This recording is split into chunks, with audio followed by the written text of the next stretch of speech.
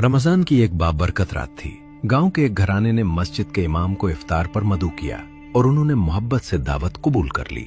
घर में सादगी थी मगर खुलूस भरपूर। खाना तैयार हो रहा था, दस्तरखान सज रहा था, मगर इसी दौरान बीवी से अनजाने में एक गलती हो गई। वो पैसों की एक रकम वहीं रखकर भूल गई। इफ्तार हुआ, इमाम साहब दुआ देकर रुखसत हो गए। जब सब कुछ समेटा जा रहा था तो अचानक बीवी की नजर इधर गई जहां पैसे रखे थे, मगर वो गायब थे। दिल में एक झटका लगा। उसने पूरा घर देखा मगर कहीं कुछ न मिला।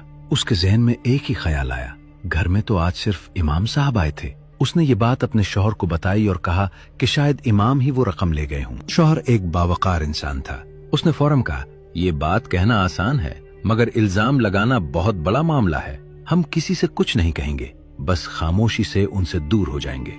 चुनाचे उसने मस्जिद जाना छोड़ दिया, इमाम के पीछे नमाज पढ़ना छोड़ दिया और आहिस्ता आहिस्ता ताल्लुक खत्म कर लिया। दिन गुजरते गए, महीने बीत गए और एक पूरा साल गुजर गया।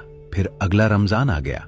एक दिन शौहर ने बीवी से कहा, ये रहमत और मगफिरत का महीना है, हमें दिल साफ करना चाहिए, पुरानी बातें भुला देनी चाहिए। इमाम साहब इस गांव में अकेले हैं, हमें दोबारा उन्हें इफ्तार पर बुलाना चाहिए। बीवी कुछ देर खामोश रही, फिर बोली, ठीक है, मगर एक शर्त पर, तुम सच उनके सामने रखोगे, जो हुआ वो बताओगे। शौहर ने हाँ कर दी। इमाम साहब आए, इफ्तार हुआ। माहौल में फिर वही खुलूस था मगर दिलों में एक बोझ भी।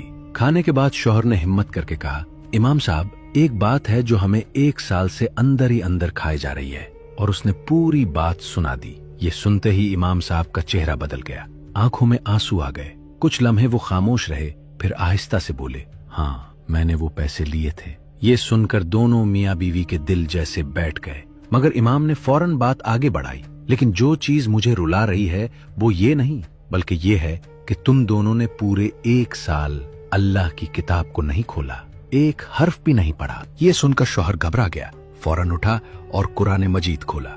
जैसे ही उसने पहली सूरत के पास नजर डाली, वही गुमशुदा रकम बाहर रखी हुई थी। दोनों के चेहरे पर हैरत, शर्मिंदगी और निदामत एक साथ आ गई। बीवी की आंखों से आंसू बहने लगे। वो फौरन इमाम के पास आई और बोली, हमें माफ कर दें, हमने आपके बारे में बदगुमानी की। इमाम ने नरमी से कहा, मुझसे नहीं, अल्लाह से माफी मांगो, जिसकी किताब को तुमने एक साल तक छोड़े रखा।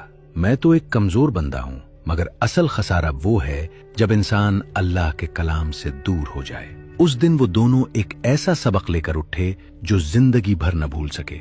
बदगुमानी दिलों को तोड़ देती है और कुरान से दूरी इंसान को अंधा कर देती है। जब दिल अल्लाह के कलाम से जुड़ जाए तो न शक बाकी रहता है, न अंधेरा, सिर्फ सच्चाई रह जाती है।